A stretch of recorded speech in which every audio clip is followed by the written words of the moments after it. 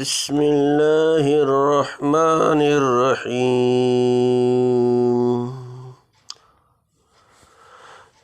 الف لام میم اللہ لا الہ الا هو الحی القیوم نزل عليك الكتاب بالحق مصدقا لما بين يديه وأنزل التوراة والإنجيل من قبل هدى للناس وأنزل الفرقان إن الذين كفروا بآيات الله لهم عذاب شديد واللہ عزیز ذو انتقام ان اللہ لا يخفى علیہ شیء فی الارض ولا فی السماء هو الذی یصورکم فی الارحام کیف یشاء لا الہ الا هو العزیز الحکیم هو الذی انزل عليك الكتاب منه آیات محکمات هن ام الكتاب وأخر متشابهات فأما الذين في قلوبهم زيغ فيتبعون ما تشابه منه ابتغاء الفتنة وابتغاء تأويله وما يعلم تأويله إلا الله والراسخون في العلم يقولون آمنا به كل من عند ربنا وما يذكر إلا أولو الألباب ربنا لا تزغ قلوبنا بعد إذ هديتنا وهب لنا من لدنك رحمة إنك أنت الوهاب ربنا إنك جامع الناس ليوم لا ريب فيه إن الله لا يخلف الميعاد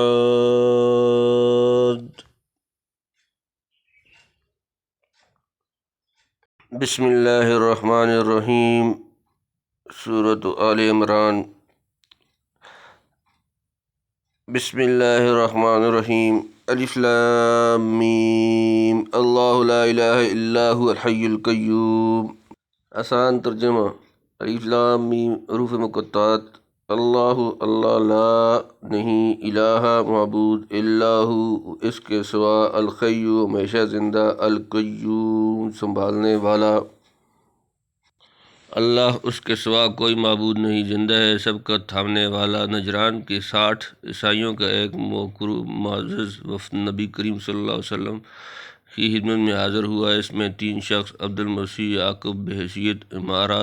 امارت و سیادت کے ایہم السید بلحاظ رائے و تدبیر کے اور ابو حارثہ بن علقمہ باعتبار سب سے بڑے مذہبی عالم اور لاٹ پادری ہونے کے عام شہرت اور امتیاز رکھتے تھے۔ یہ تیسرا شخص اصل میں عرب کے مشہور قبیلے بنی بکر بن وائل سے تعلق رکھتا تھا، پھر پکا نصرانی بن گیا۔ سلاطین روم نے اس کی مذہبی صلابت اور مجد و شرف کو دیکھتے ہوئے بڑی تعظیم و تکریم کی، علاوہ بیش قرار مالی امداد کے اس کے لیے گرجے تعمیر کیے اور امور مذہبی کے اعلیٰ منصب پر مامور کیا۔ یہ وفد بارگاہ رسالت میں بڑی آن بان سے حاضر ہوا اور متنازع مسائل میں حضور سے گفتگو کی، جس کی پوری تفصیل محمد بن اسحاق کی سیرہ میں منقول ہے۔ سورہ آل عمران کا ابتدائی حصہ تقریباً 80-90 آیات تک اسی واقعہ میں نازل ہوا ہے۔ عیسائیوں کا پہلا اور بنیادی عقیدہ یہ تھا کہ حضرت مسیح علیہ السلام بعین ہی خدا یا خدا کے بیٹے یا 3 خداؤں میں سے ایک ہیں۔ سورہ حشر کی پہلی آیت میں توحید خالص کا دعویٰ کرتے ہوئے خدا تعالیٰ کی جو صفات حی القیوم بیان کی گئی ہیں وہ عیسائیوں کے اس دعوے کو صاف طور پر باطل ٹھہراتی ہیں۔ چنانچہ حضور صلی اللہ علیہ وسلم نے دوران مناظرہ میں ان سے فرمایا، کیا تم نہیں جانتے کہ اللہ تعالیٰ حی زندہ ہے جس پر کبھی موت طاری نہیں ہو سکتی؟ اسی نے تمام مخلوقات کو وجود عطا کیا اور سامان بقا پیدا کر کے ان کو اپنی قدرت کاملہ سے تھام رکھا ہے۔ برخلاف اس کے عیسیٰ علیہ السلام پر یقیناً موت و فنا آ کر رہے گی، اور ظاہر ہے جو شخص خود اپنی ہستی کو برقرار نہ رکھ سکے دوسری مخلوقات کی ہستی کیا برقرار رکھ سکتا ہے۔ نصارہ نے سن کر اقرار کیا کہ بے شک مسیح صحیح ہے۔ شاید انہوں نے غنیمت سمجھا ہوگا کہ آپ اپنے اعتقاد کے موافق عیسیٰ علیہ الفنا کا سوال کر رہے ہیں، یعنی عیسیٰ پر فنا ضرور آئے گی۔ اگر جواب نفی میں دیا تو آپ ہمارے عقیدے کے موافق کہ حضرت عیسیٰ کو اب عرصہ ہوا موت آ چکی ہے، ہم کو اور زیادہ صریح طور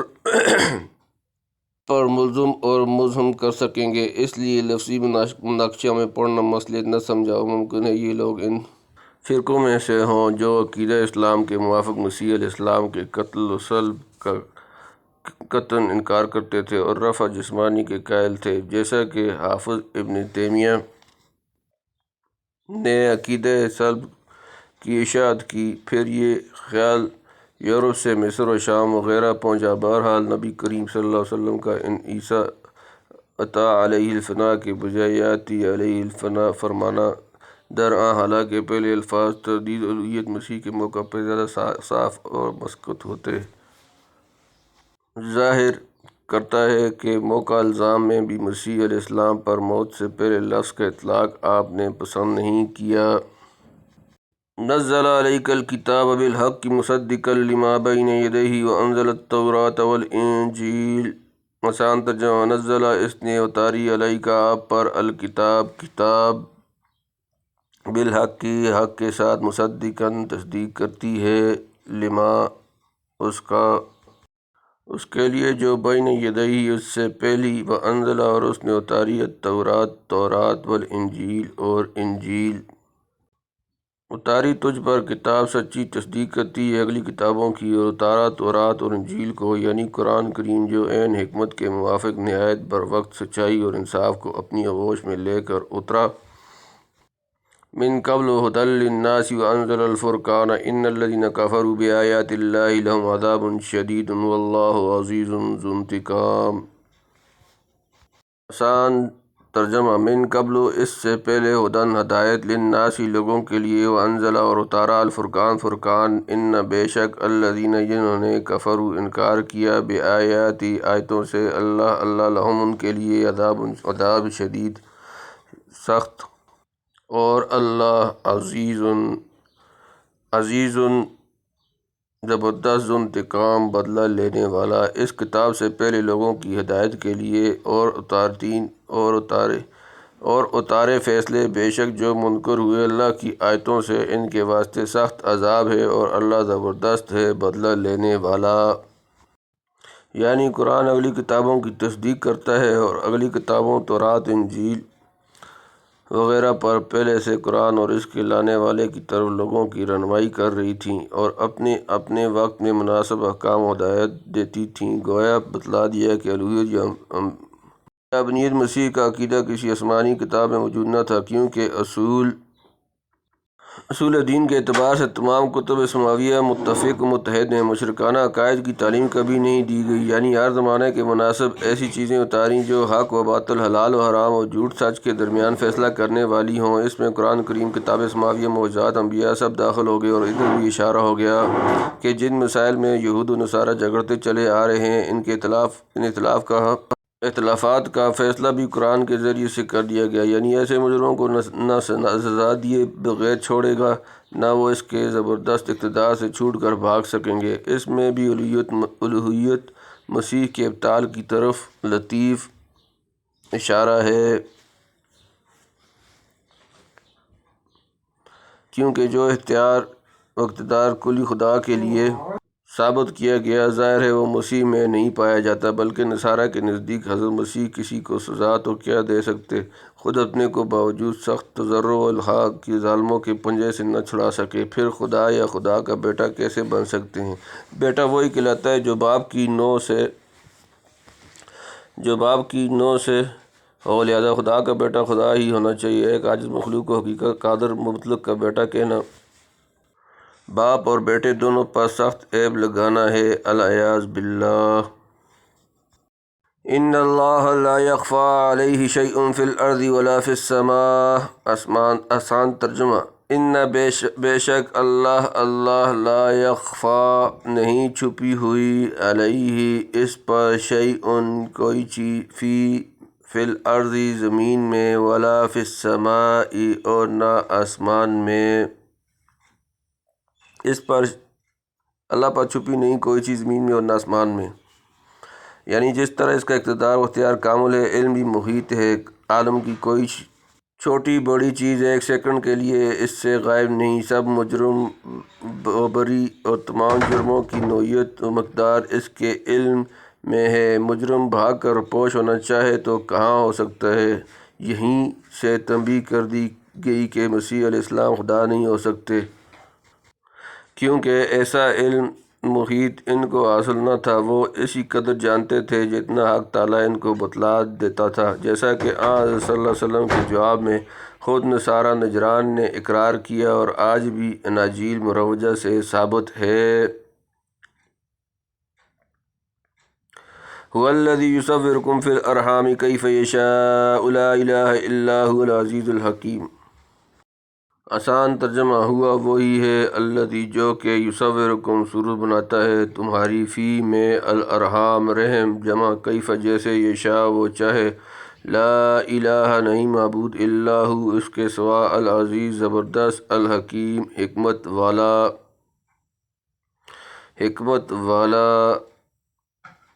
چاہے کسی کی بندگی نہیں اس کے سوا، زبردست ہے حکمت، یعنی اپنے علم کے مطابق کمال قدرت سے جیسا اور جس طرح چاہا ماں کے پیٹ میں تمہارا نقشہ بنایا، مذکر مونس، خوبصورت بدصورت، جیسا پیدا کرنا تھا کر دیا، ایک پانی کے قطرے کو کتنی پلٹیاں دے کر آدمی کی صورت عطا فرمائی۔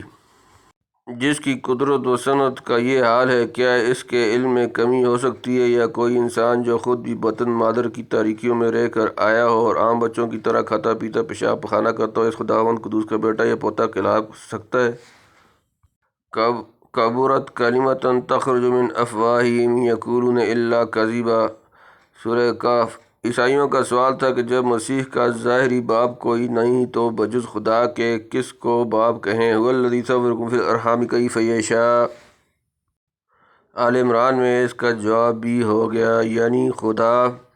کو قدرت ہے رحم میں جس طرح چاہے آدمی کا نقشہ تیار کر دے، خواہ ماں باپ کے ملنے سے یا صرف ماں کی قوت منفعل سے۔ اس لیے آگے فرمایا، هو العزیز الحکیم، یعنی زبردست ہے جس کی قدرت کو کوئی محدود نہیں کر سکتا، اور حکیم ہے جہاں جیسا مناسب جانتا ہے کرتا ہے۔ حق بدون ماں کے مسیح کو، بدون باپ کے آدم کو، بدون ماں باپ دونوں کے پیدا کر دیا ہے، اس کی حکمتوں کا احاطہ کون کر سکے؟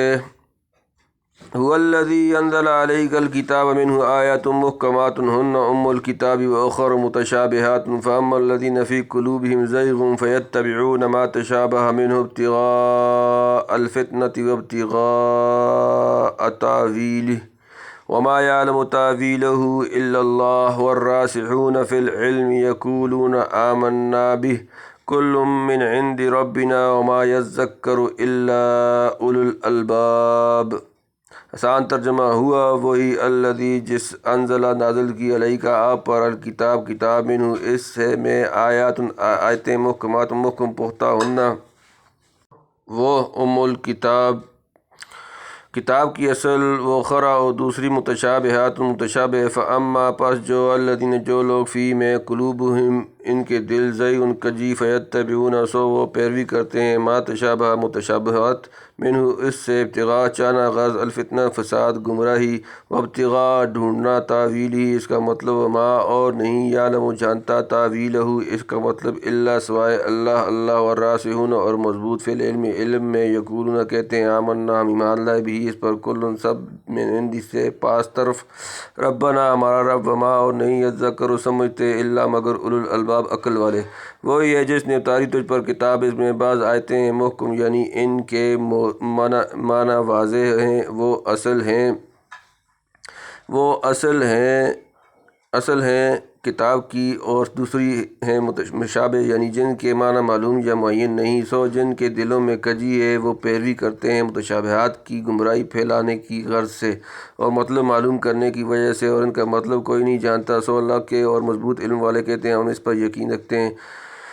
عقل ہے نصارہ نجران نے تمام دلائل سے عاجز ہو کر بطور معارضہ کہا تھا کہ آخر آپ حضرت مسیح کو کلمۃ اللہ اور روح اللہ مانتے ہیں بس ہمارے اثبات مدعا کے لیے یہ الفاظ کافی ہیں یہاں اس کا تحقیقی جواب ایک عام اصول اور ضابطے کی صورت میں دیا جس کے سمجھ عام اصول اور ضابطے کی صورت میں دیا جس کی سمجھ لینے کے بعد ہزاروں نزاعات اور مناقشات کا خاتمہ ہو سکتا ہے اس کو یوں سمجھو کہ قرآن کریم بلکہ تمام کتب الہیہ میں دو قسم کی آیات پائی جاتی ہیں ایک وہ جن کی مراد معلوم متعین ہو خواہ اس لیے کہ لغت و ترکیب وغیرہ کے لحاظ سے الفاظ میں کوئی ابہام و اجمال نہیں نہ عبارت کئی معنی کا احتمال رکھتی ہے نہ وہ جو مدلول سمجھا گیا وہ عام قواعد مسلمہ